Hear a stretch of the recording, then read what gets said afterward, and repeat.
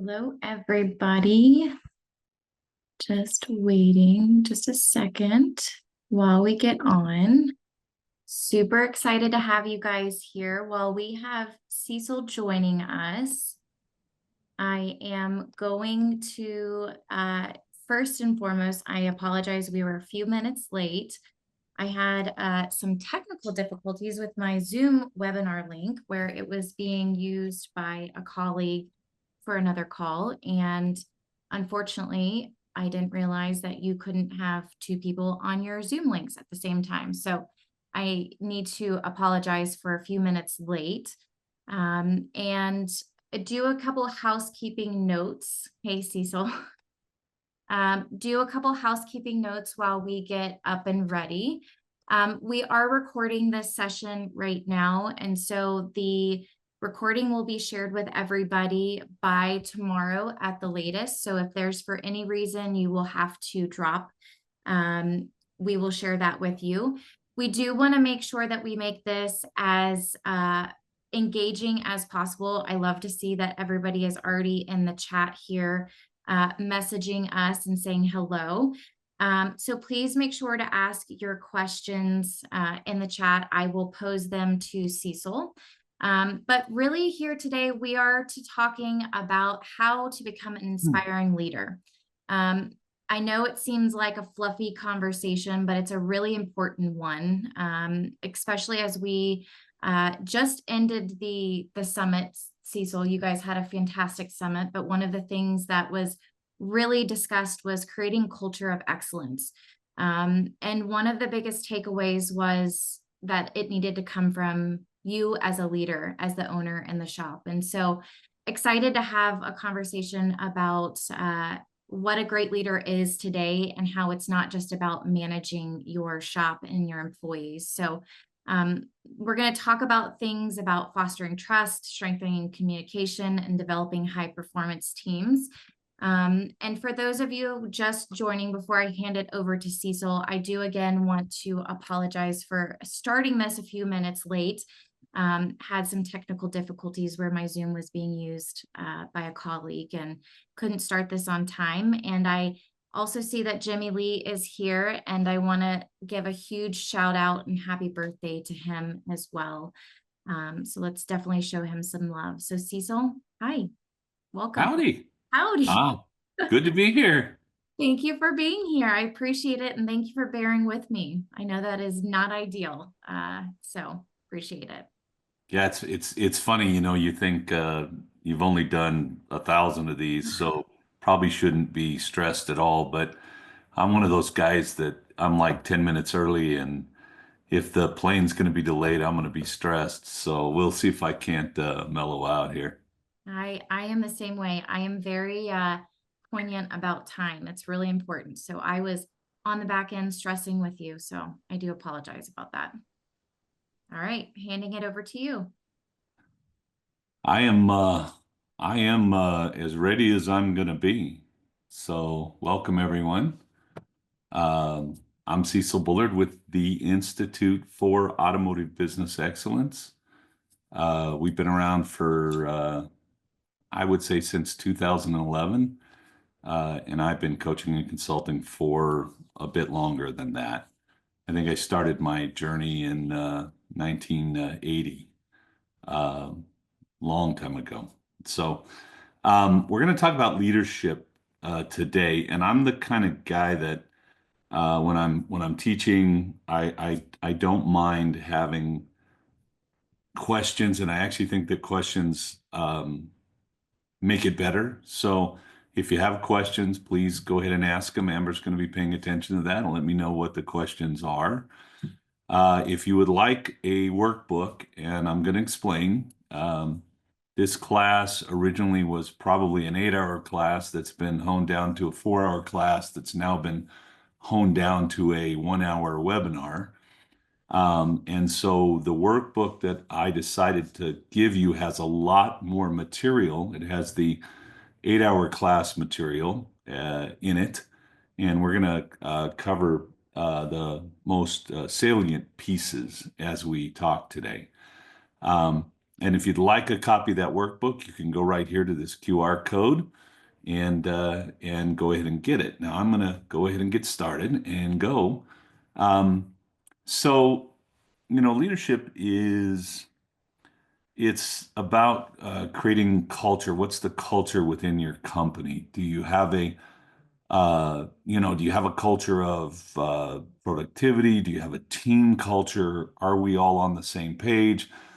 Do the people, respect us as leaders within our company? I think that you don't have to like me necessarily, but you have to respect me if you're going to work with me within my company. And so I have to be respectable.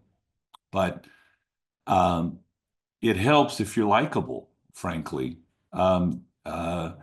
I think when you talk about sales and management and sales and leadership have a lot in common. In sales, I people need to like me. They can't dislike me.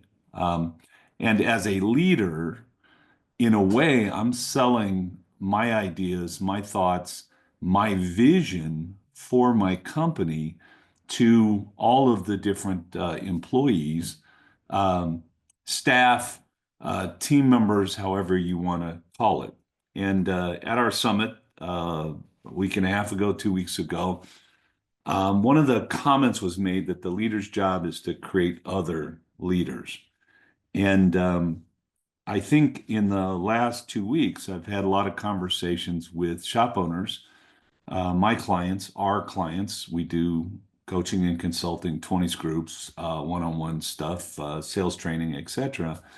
I've just had so many conversations about guys that want their business to go faster, do more, create more profit, less fires, etc. And I don't know that they completely and absolutely understand that a lot of that has to do with leadership. Are you leading and guiding people? So I'm gonna rock and roll here and see if we can get as much as possible out in the next hour. Um, Leaders, uh, um, it's about your actions and your behaviors.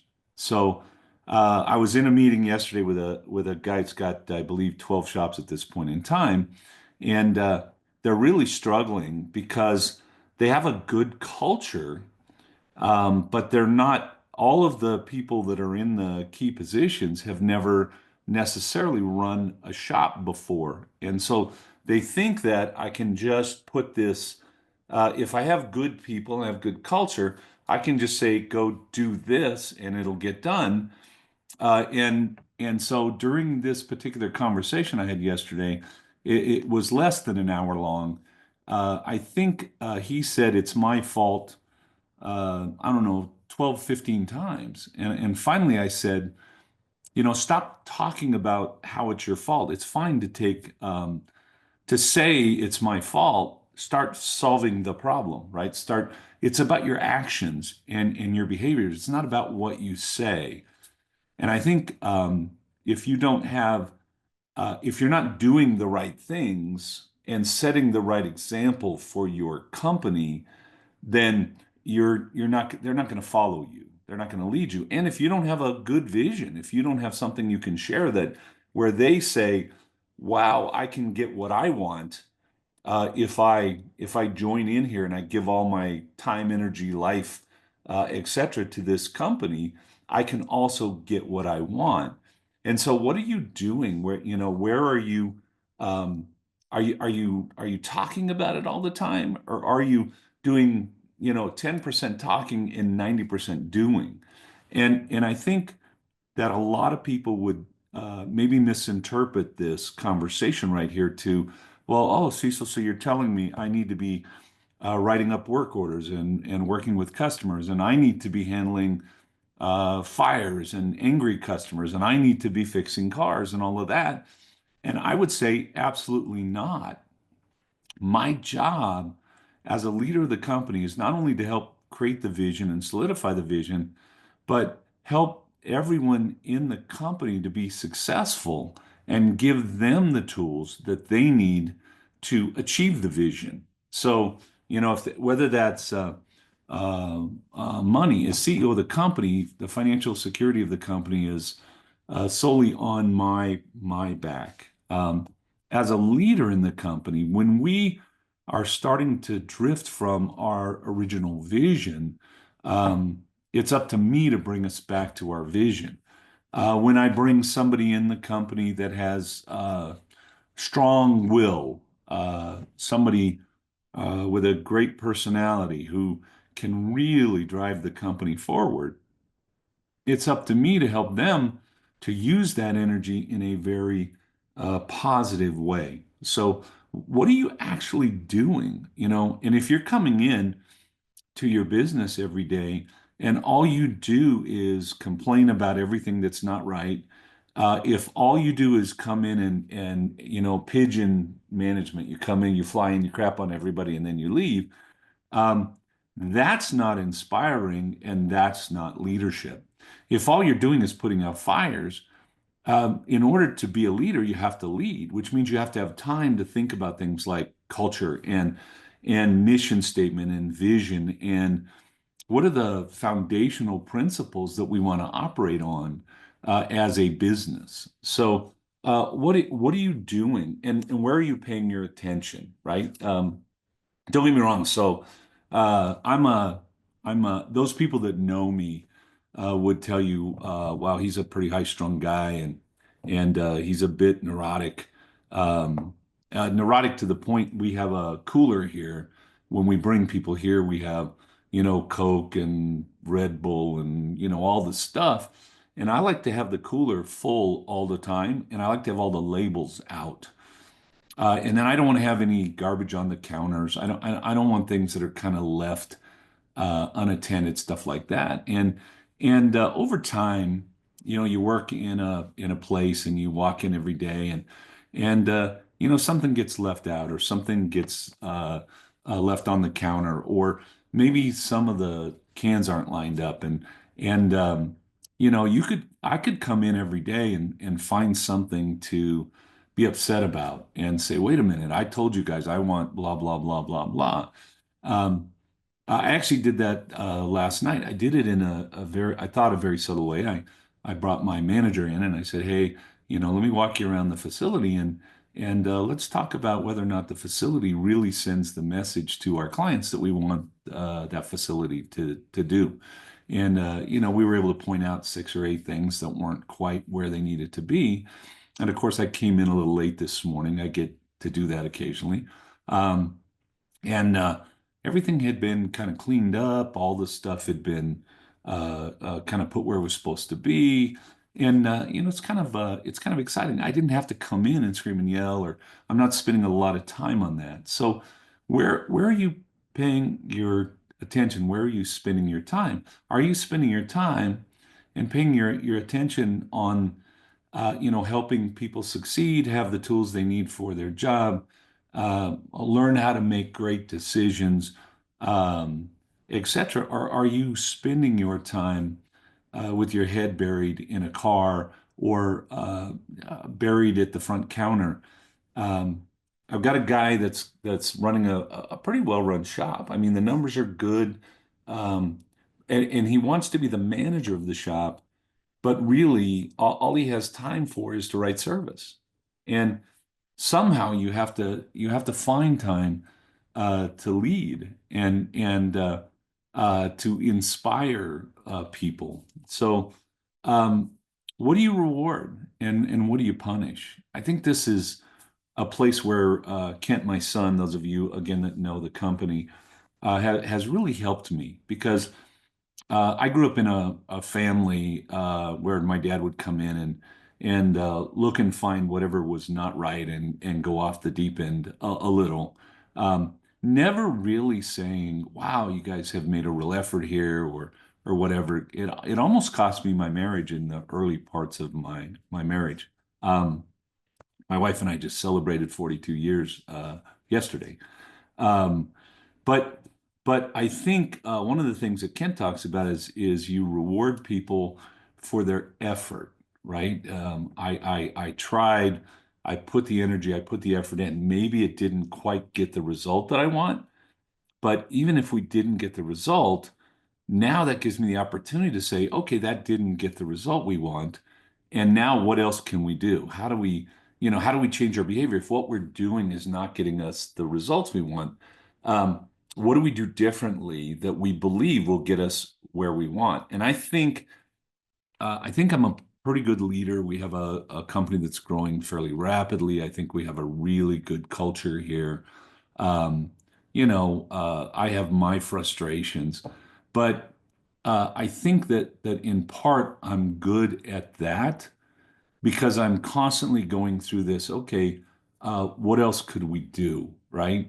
That didn't get us the result. I'm not beating people up. I'm saying, wow, we put a lot of energy and effort into that. That's not going to get us what we want. So now what do we do? Right? And guiding people to the right answers. And so what is the allocation of your attention and your resources? If all of that allocation is going into the let's get cars fixed and get money in the bank, um, I think you're in trouble because you never build the culture or spend time on the vision. Kent taught a class last night. I happened to listen in, and I thought there was something that came out of it that very applicable here. Guy comes upon two bricklayers, and one of them is they're both sweating, they're both working really hard. One of them is really dour and unhappy and etc. And the other one is just whistling away. Um, he's sweating just as hard as the other guy. He's laying just as many bricks, but he's happy as can be. And the guy asked the two bricklayers, what are you doing? And the guy that's the sour guy says, well, I'm laying bricks. Can't you see that? And the other guy says, I'm building a cathedral that will house God and where my community and my family can come together. And so somebody got that idea into the head of the one bricklayer, at least, that we're building a cathedral, and the other bricklayer is only laying bricks. Uh, um, I would ask you, is your leadership strong enough that your team understands you're building a cathedral and you're not just laying bricks? Um, and when you put all that together, that creates your culture. So we could talk mission statement. I don't have that in here. We could talk about vision. We could talk about foundational principles. There are other classes that have all of those things in there, but you need to have a clear vision and a statement about that. What's your cathedral? Why? And if it's only about so I can put more money in the bank, I don't think that's inspiring. Also, guys, all of you that are online, if you have questions, please feel free to ask them. I am not paying attention to the chat, but I know that Amber's going to do that for me. So, um, uh, am I through my mission statement, the Institute's is a better business, better life, better industry. We have a huge belief that if we can help our shop owners run better businesses, that the people that work for them, the families of the people that work for them will have better lives. They'll create a better product for their clients who will also have better lives, and that will raise our industry up. We have a vision of being the most effective coaching and training company in this space and having the most influence on positive influence on the industry and our clients. And then we have core values. I always have one that I miss. Core values are um, uh, make a difference. Core values are always be learning. So we're always looking for something else that we can learn. Core values on everyone has to win. Um, uh, the client, the company, the employees, everyone, and the customers. Everyone has to win. Core values are have fun. It should be fun. And then core values are do the right thing. And so when you have a good, solid mission, vision, and core values, now you have people, and you have people that can get behind that. Now you have leadership, and now you have a machine that can build a cathedral. You don't have a bunch of people laying bricks. Um, I love that I heard that yesterday. So I want to talk about the six stages of leadership. Number one, vision. Do you have a clear vision? Have you discussed that vision with your team players, with your team, with the essential management people in your company? And is it easy to share that vision? How well can you paint the picture of the cathedral for your for everybody? And in fact, I would tell you that we even use this vision in our advertising for potential team players, for potential teammates, for uh, potential employees. Because if you just want to lay bricks, we're not the place for you. We're building the cathedral. Um, and oh, always popping the wrong button. Um, I think passion matters a ton. Passion is that thing that when you talk and I don't know, you get a little excited. People look at that and they go, "Wow, he really believes in what he's talking about." Uh, I really think as a presenter, trying to get my ideas across online in a webinar or in a class or um, talking to my staff here one on one, if I lack passion for the ideas, if I lack passion for the vision, then nobody's going to follow me. They're not coming. So, um, do you have passion and do you show that passion? And I'll agree that we don't all show passion in the same way. Mine is I get excited, I start talking loud, I get a little more talking with my hands, etc. And I speed up, etc. But if I didn't have that passion, would you listen, right? Would you say, wow, that's a guy that, he wants blah, blah, blah, but not really. Or because of that passion, can you see that what I'm talking about is something that I truly believe in? And then I would tell you, passionate people aren't willing to settle. We don't settle for second best. We never settle, frankly, which is a little frustrating, probably, to the team and team members.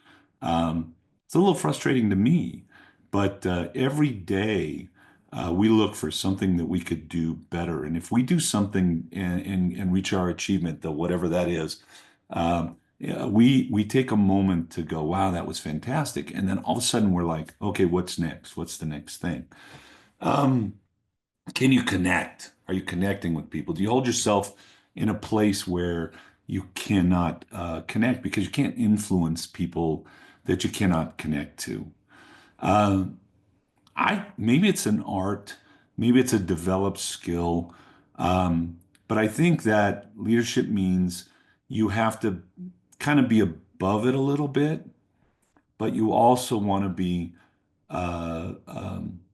able to connect to your people. You can't be above it so much that they can't see a path to you. And I think, you should spend time getting to know the people that you have on your team. What do you have in common with them? How do you make a difference for them? Are you showing them that working on your team, working towards the goals of the company, the vision of the company is going to make a difference? Or again, are you just setting bricks in the ground? Um, I don't think people will engage and fully engage unless they believe that you care, that it matters, that they're here. And I think also you have to be kind of careful sometimes because you'll keep an employee that doesn't fit the team because that employee does something for you that's beneficial, but in so many other ways is damaging to the team. Yesterday, I was reading through, I don't know what it was, YouTube, Facebook, whatever, one of the um, channels. And the guy was saying, well, I've got this technician and he's been with me from the start and he does 65 hours, but man, he is caustic to everybody. And I know what you're all going to tell me, but what should I do? And so please don't tell me just to get rid of him because I really need that 65 hours. Well, I got news for you. That's someone that you probably need to get rid of because the rest of the team, if you keep that person in, the rest of the team is not going to think that you really care about them, and they need to. Stage four, we got to have trust. There has to be trust. I'm teaching some new material at Vision for sales, and I think I'm going back through the commonalities of what are the objections that people have, and I would tell you that almost every objection, if not every objection, is probably a trust objection. When someone says, I'm not willing to spend my money with you, my belief is that they probably don't trust that what you're telling them is the solution and that the price is the fair price. So it's a trust thing. And so you have to spend time building trust. And building trust goes back to the beginning. Have we done the foundational things? Do we have the mission, the vision, and the foundational principles? But also, are we living those? Am I in line with what we talk about, myself as a leader? Um, and I don't think that you can get trust. I wrote an article, I don't know, it's probably 15, 20 years ago now, because someone said to me, hey, Cecil, what do you think the employees owe the company? And and I turned it around. I said, well, what does the company owe the employees? And and and and then for part of the article, I said, now if the company does what the company should do, then the employees should grant their trust to the company. And I think that they at least owe the owner some respect for the work and the effort and the energy that the owner has put in, working hard to create a place where they can make a living, working hard to create a place that is safe and comfortable and where their opinion matters, things like that. So, we earn trust. It's not just granted because because I have all the gray hair and I know everything and I'm the guy that's the meanest and the biggest and the baddest. That never gets you the trust that you need to really lead and guide people. And I'll go to the next point under this. You got to say what you do and do what you say, and you can't. Those two things cannot vary, and you can't keep saying the same thing over but not making a change. Like, oh, it's my fault, it's my fault, it's my fault. Well, let's go back and do the same thing we did in the last 3 weeks. Because what you're telling me is, okay, you're taking all the blame, but we're doing the same things. It's incongruous. It doesn't come together. It creates stress. It creates disbelief. It creates the opposite of trust. So you need to do what you say and say what you do, and you need to be consistent in your thoughts and actions. I'm going to break in here. We're not done with the six stages of leadership, but I'm going to talk about four stages of building trust. Consistency. We've already talked about that. You must become consistent in your behavior and your attitudes. And by the way, you can go cry behind closed doors. You can have a confidant in the company that you meet with and discuss all the doubts that you have and all of that stuff. You can hire a coach or a consultant to have those conversations with. You probably should, but you can't do this in front of the team. Any inconsistency in any inconsistency in your belief, any weakness there is going to deteriorate trust. It's going to be difficult for you and not be a positive thing. So I need my messaging and my direction to be online with what, again, I don't want to say, hey, we're building this beautiful cathedral. And then when it comes time to decide, you know, um, are we going to use marble? Are we going to use mud? I'm not going to have a beautiful cathedral with mud. Um, it doesn't match what I'm trying to tell my people. We talked about confidence a little bit. Um, you, you- that excitement that you have, that confidence that you have in your team. I got a guy that if I said his name, almost everybody here would probably know who that guy is. And um, it really upsets me how negative he can be because he can take something very positive and find the one negative thing, and that's what he talks about. And then he struggles with his team because he can't figure out why he can't lead them to the promised land. They won't go with him to the promised land. You can't be negative. You have to be confident. Maslow has this thing. If you study psychology, Maslow, and basically people will act like you treat them. Well, if you don't believe in yourself, if you don't believe in your company, if you don't believe in what you're doing, if you have doubts and those doubts come out, then um, it's not going to build trust with the people that want to follow you. So, as your confidence increases, as you look more on the positive side, yeah, we're going to have. I don't think anybody would say I'm uh, Pollyanna. I know that we're going to have problems. I know that we're going to fight things. I know that we're going to have difficult times in the company. I'm not saying that we're never going to have difficult times, but I do also know that my team can work through all of that and we will survive this thing and we will come out the other side and we will have a beautiful cathedral, right? Um, Trust is sacred. You need to be very careful with the trust that they give you because one mistake can destroy it very, very quickly. Um, how do I inspire? Because leaders need to have they need to be a little inspirational. I inspire through my confidence. I inspire through my belief that we're moving in the right direction. I think I even inspire sometimes when I go, oh, whoa, oh, whoa, boy, we really blew it there. Let's get lined back up. And hey, did we forget this principle? We got to have fun. Or did we forget this principle? We need to be doing the right thing, the legal, moral, ethical thing.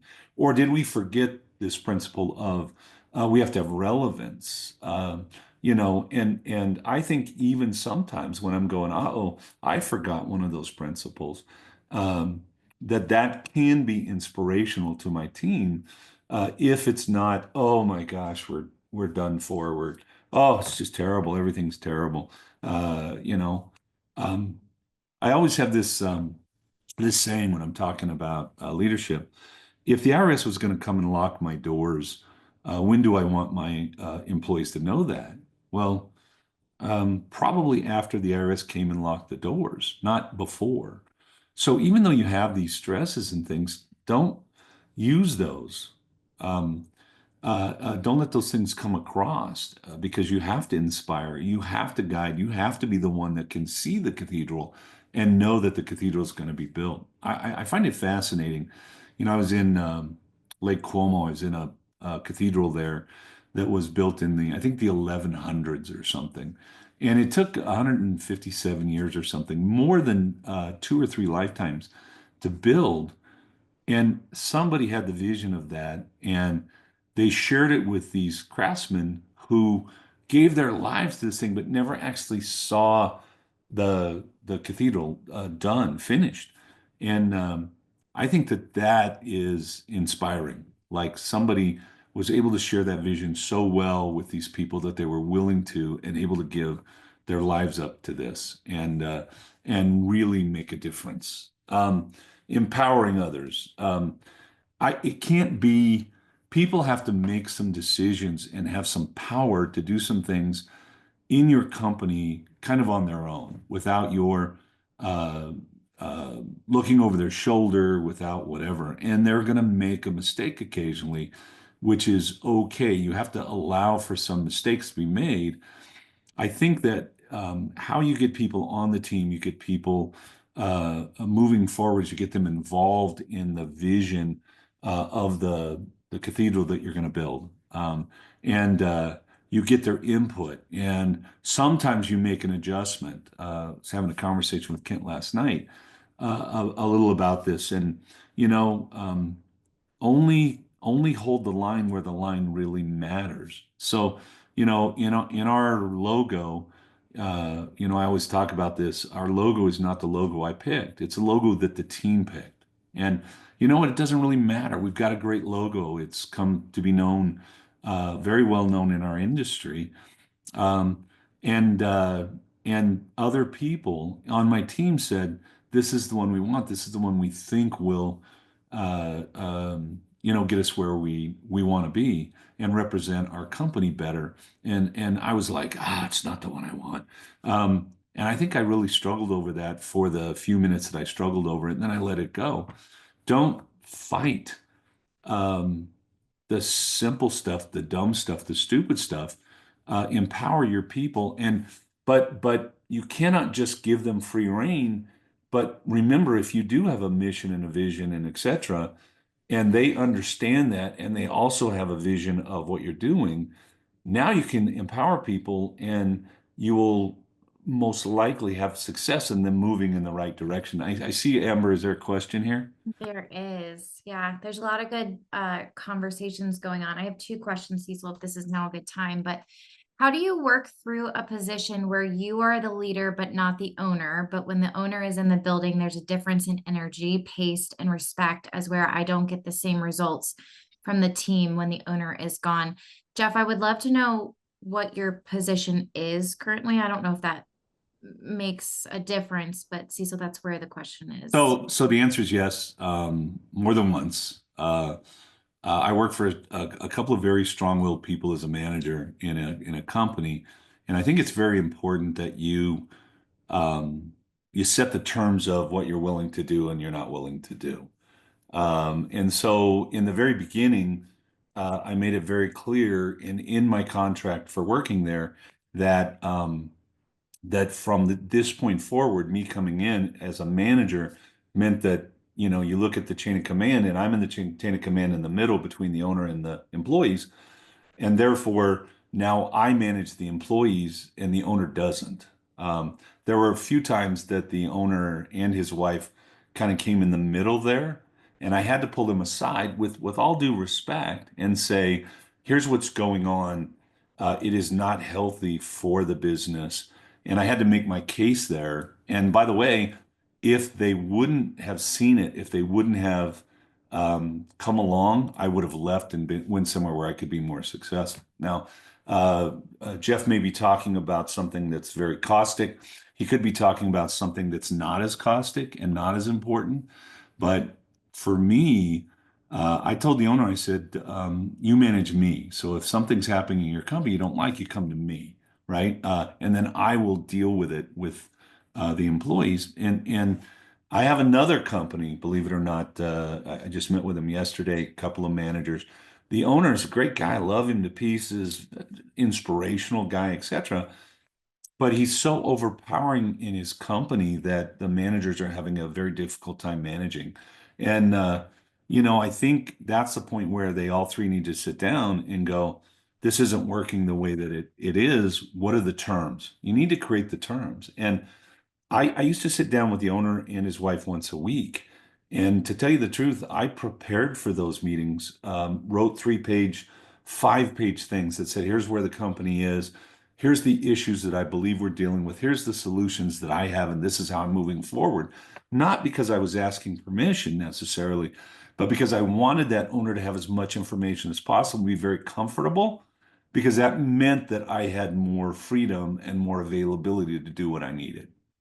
Yeah. So, and I think anytime somebody's coming in, and if there's they're getting in the middle, and it becomes like I'm getting my knees cut out from under me, because now you've made it impossible for me to be successful in my job.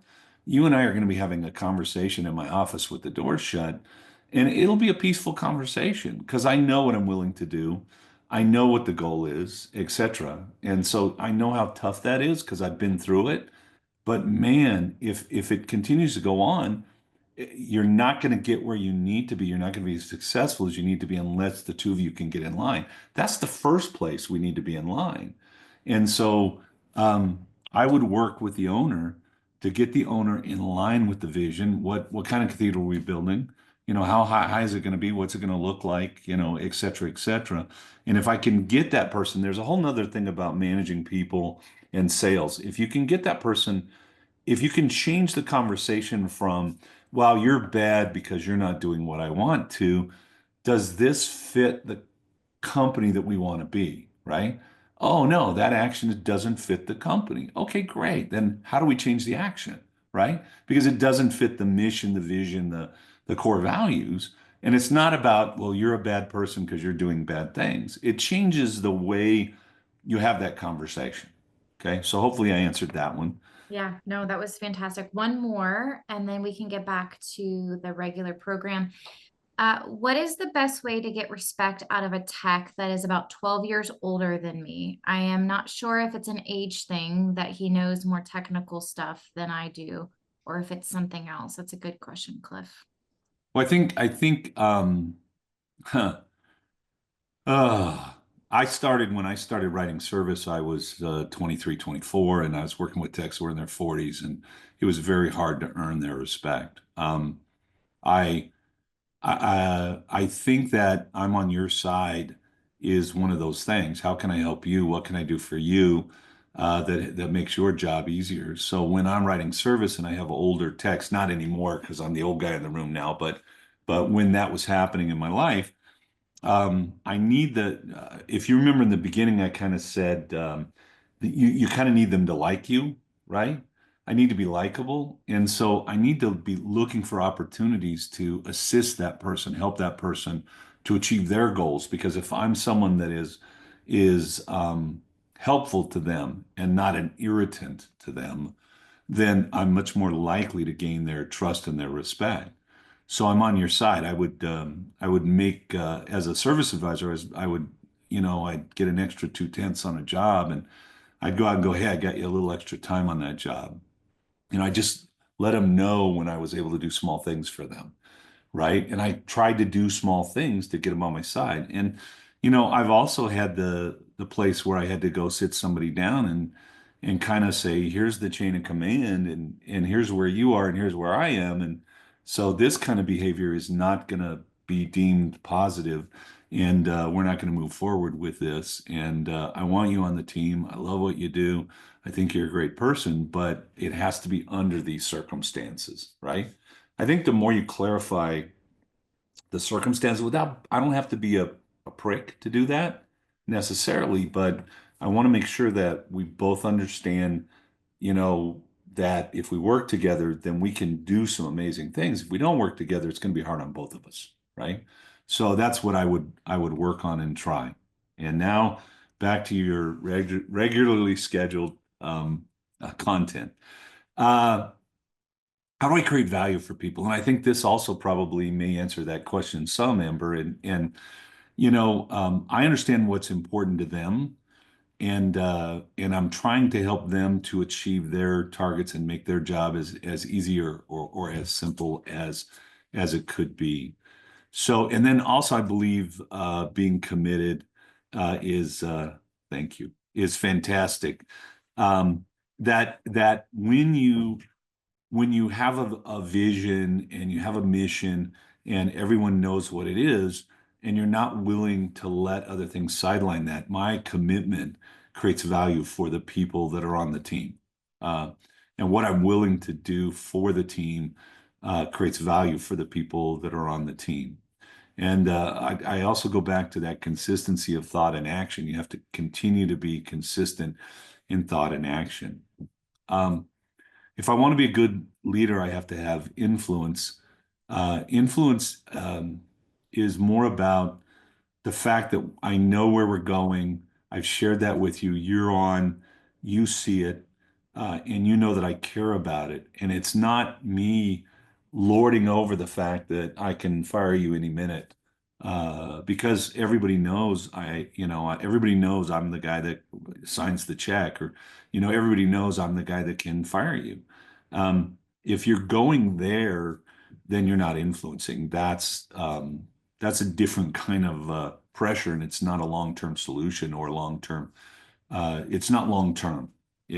Whatever you get there, it won't be long-term. So influence is kind of sans authority. It's without it. I need to be able to influence because of my commitment, because of my personality, because of my unwavering belief in the fact that we're going to win the game, and that I'm going to help you win that game and be by your side and make sure. And then also, I think, don't misinterpret that. I have a saying, I will do anything for my people except their job. So it's up to me to help them understand what their job is. It's up to me to help them understand what the goals and the vision are and to help them buy into that. It's up to me to help them determine a plan, or, are their actions actually achieving the goal or not? And then it's up to me, in a way, to help them determine if what actions they might have to change to be able to hit the targets or the goals that they want. And if I can do those things with people, then I have influence. I think in the industry, I worked very hard for a very long time. We just lost one of the greatest coaches and consultants, a guy that I started with, 40 some years ago. Um, and I think that I may have some influence in the industry because people that know me know that I really care about the industry, and I care about, almost everybody in the industry. I care that the owners are profitable, and I care that the managers can manage, and I care that the customers get a great job, and I care that the employees get what they need.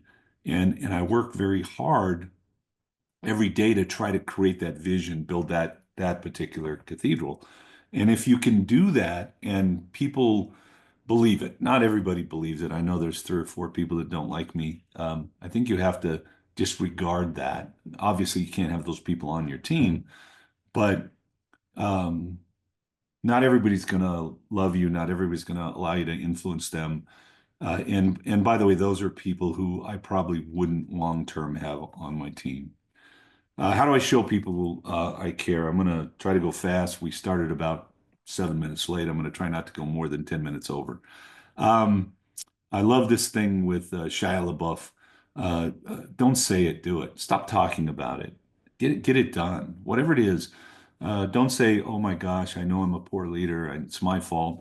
You might say that once to let people know that you understand, but now what? What are you going to do? Go do something that makes a difference. Stop talking about it and go do something. Quit doing the same things if they're not getting you what you want, and do something different. Um, Only fight for what's important. Stop fighting on everything. I'm not saying you give up the clean shop, or you give up the well-lit shot, or you give up the, I was in the bathroom the other day and there was no toilet paper, and usually there's like 23 rolls, and I'm like, oh my God, how can that even happen? And now I'm ready to come out and yell at everybody because somebody left the bathroom without toilet paper. Well, slow down, Cecil. Take a deep breath.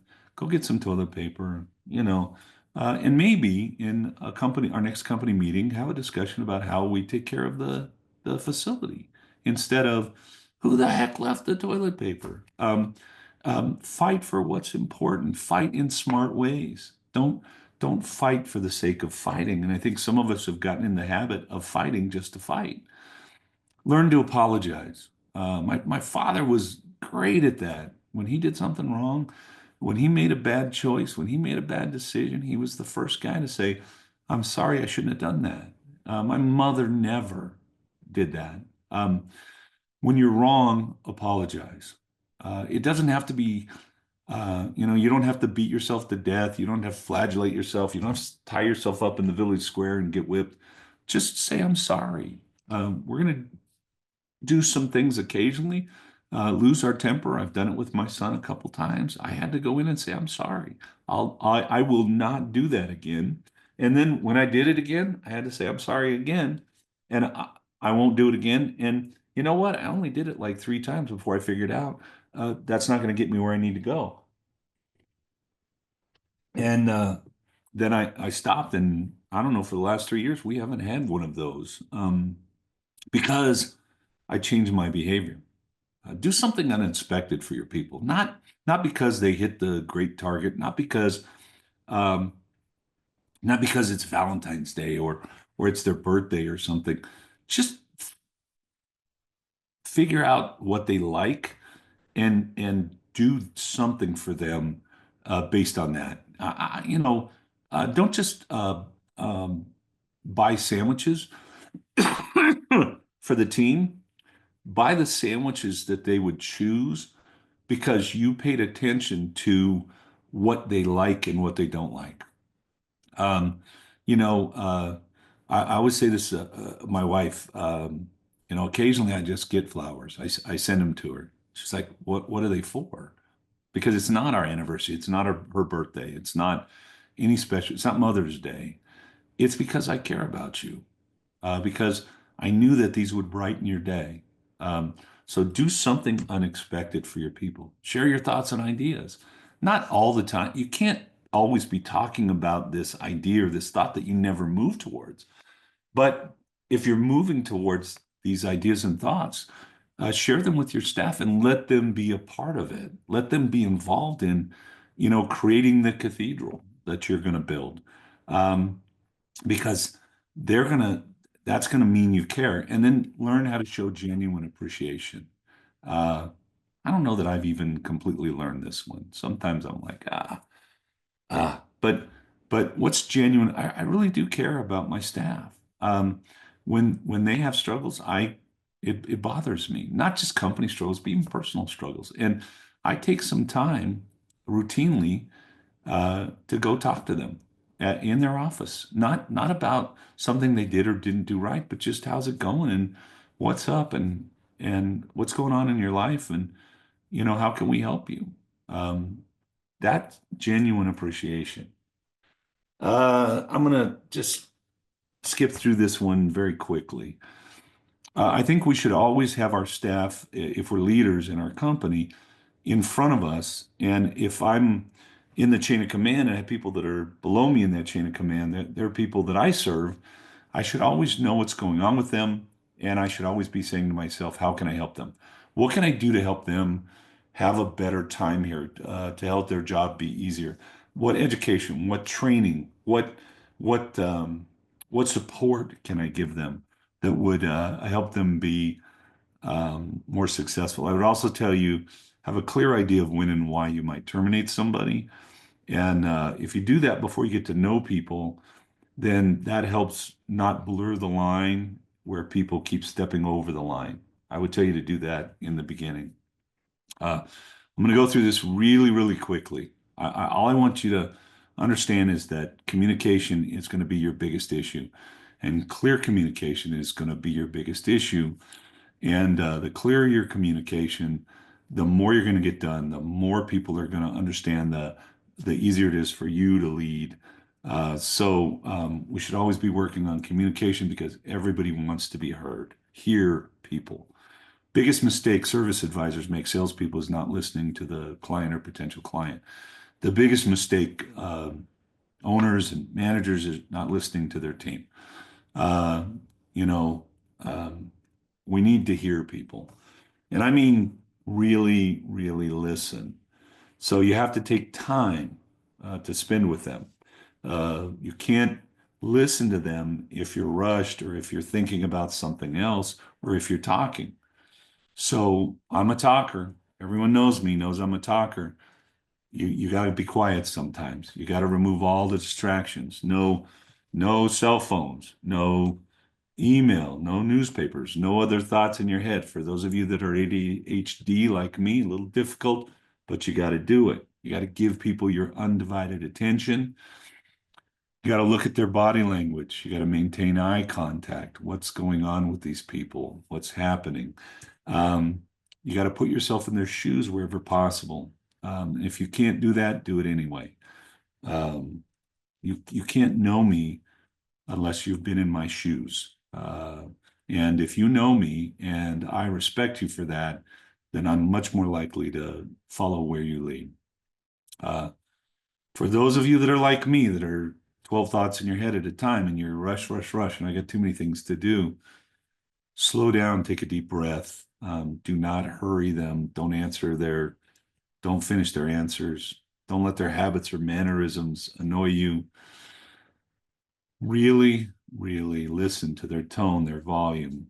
Um, I think we get good sometimes with people that have been in our lives a long time, and we need to take those skills and move them out. It's one of my favorite slides. Look for nonverbal communication, little happy Stewie, little Stewie that's disappointed with me, and then my favorite little Stewie. Um, what's their body language telling me, their nonverbal communication? Learn to repeat their words back to them. Um, what I seem to hear is this what you told me? From what you've told me, it seems like this is the issue. Um, this is the way I understand it. Did I get it correctly? Create these phrases, these arrows, these things that you put in your vocabulary that you use routinely to make sure that you haven't jumped the gun and that you're really hearing what they're telling you. Listening is an art. It takes effort. Make the effort. Um, Stephen Covey says, "Seek first to understand, then to be understood." That's um, that's what I that's what I want to be, right? Um, if I can create the vision, if I can create the mission, if I have people that understand the values that we want to live by here and what we want to accomplish, if I can paint the cathedral for them in their mind and get them involved in that, then I can have people that are inspired and I can inspire people if I can stay driven, if I can stay um, focused, if I can stay up and not be negative, then I'm going to have people that can be inspired. Improve your communication. Ask people, did I understand you right? Did I get it or not? And if you didn't, go back to the drawing board. Use gestures yourself. Ask key questions. Here's some of them. They're in your workbook. Um, here's why. Improving communication, better communication will improve morale and self-esteem. Means that you'll have happier people, more sure of themselves, better morale in your company. You're going to keep people longer. People who feel heard are happier. They feel appreciated. They'll work harder and they'll buy more from you. It's a it's a long-term solution. Um, Stay away from victim behaviors. We're at the point. We got a couple of minutes. You're Uh, okay. You're I good. don't want to rush through. Um, Stay away from victim behaviors. Here's victim behaviors. Blame. Get rid of blame in your company. One of the many things that Kent, my son, has taught me is this right here. Um, Stop focusing on what's not right, and then how do we solve the problem? Moving forward, what will we do? That's the saying that I want to have as a company. Moving forward, from here on out, what are we going to do differently? We will get rid of blame as much as possible. And if you have to place blame, occasionally you might do it very, very carefully and do it very, very privately. All right. I'm going to open it up for a few more questions. Um, and all of this other material is in your thing, and we can do another webinar and get into it deeper and answer a lot of other questions down the road. So what questions do we have in the next 2 minutes? No questions right now that we haven't answered. Okay, here we go. What do you do when you have a negative partner? They have 40% share, but he is the one with the experience in the industry. I think that people believe that I need to understand how to fix a car to have cars fixed in my business. I don't need that. Um, I think people believe that they need to know everything about the business or about the industry. I'm not sure that's true. Don't get me wrong. I was a technician who became a service advisor, who became an owner. Having all that experience was, I believe, a plus, but it's also a negative in some ways. I will go back to what do you do when you have an owner that you're the manager and they come in and all of a sudden the whole tenor of the shop is different. You need to sit them down and have an honest conversation about do they want to be successful or not. And if they want to be successful, then here's the support that I need. Here's what I believe we need to do and get agreements from them. Because once you have agreements with people, now you can manage that. You have no agreement, you let them keep doing the same behavior, it's going to keep doing what it's going to do. And if it's not getting what you want, it doesn't matter. There are lots of coaches and consultants, not necessarily me or my company, that can help you understand what you need as far as the company. I don't know that I need to have anyone who's going to be negative or take us off track. I wouldn't be building a cathedral, have somebody come in and tear things down Mhm. and then not say anything, not go, hey, wait a minute, you can't do that because it's not just demotivating for me, but it's also demotivating for everyone else that's building the cathedral. Yeah, yeah. Your Okay. employees definitely pick up on that. It goes back to the body language and the cues, all of that, which is a fantastic book on reading body language and knowing. Yeah, I don't, it's up there. an orange book, I think. It's a fantastic book, but it's super important. I want to go back, just making sure we don't have any questions, but you made a point about know what to fight for. And I Yeah, think it's so important to know when to give your energy and allow situations to have power over you or your vision, right? And it's really yeah, important to know and lead as a leader in that way. Because again, your employees do pick up on those things that you're giving energy to in your business that may not need it, right? You create these small fires. right. And if you don't do that, then it will suck the life out of you in other places where you really need that life to, hold the line and to be excited about. You got to be careful where you put your energy. Mm-hmm. Um, Kind Yeah. of goes back to that very first graphic where it's like, where do I spend my time? If I'm spending my time in areas that aren't getting me what I want, and that's might be putting out fires or arguing about stuff that's really not important, then I can't spend that time somewhere that's gonna, really take us forward. Yeah. Yeah. I love that. And it sounds like even going back to Jeff's comment about the owner coming in, right? It sounds like that's where the energy needs to be spent for you. But overall, just a lot of thank yous, Cecil. Appreciate it. There was a question about getting access to the workbook, if it'll be emailed to us. It is right here if you scan the QR code. And you can go in there, we get your name and your phone number and your email, and then we send you in the email, and you will have the whole workbook. Yeah.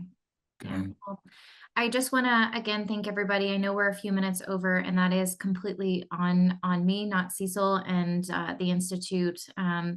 Being timely is very important. So really appreciate everybody's time here. And Cecil, as always, we really appreciate your expertise and everything that you and the entire Institute coaches are doing for the industry. You really do what you say you're going to do. And it is something that is continuously wonderful to watch and be a partner of you guys. Knowing you over the last few years has been nothing short of a blessing. And again, Jimmy Lee, if you're on here, happy birthday. Have a wonderful afternoon. Thank you, everyone. Thanks for the opportunity, Amber. Awesome. All right. Bye. Bye bye.